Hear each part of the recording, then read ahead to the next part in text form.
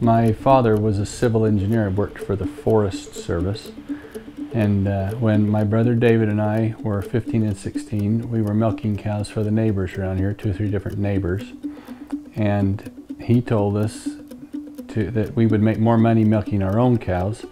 And my mother didn't want to have him say that because she grew up on a very small dairy farm around here, and she swore she'd never marry a farmer.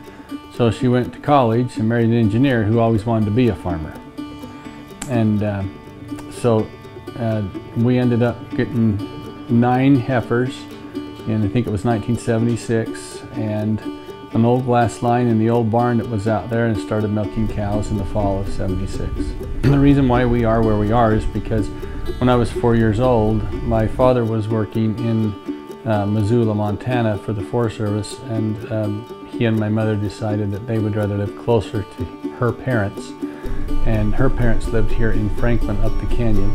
And so they came back here and they found this operation. It was, at that time, had some mink on it and an old milk barn. And it had belonged to a man that had gotten killed about 9 months earlier in a farming accident.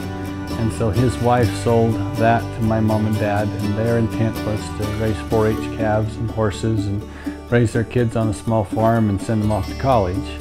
And that was fine. And then some of that changed when my brother and I were in high school, but we did go off to college, but came back and dairy farm.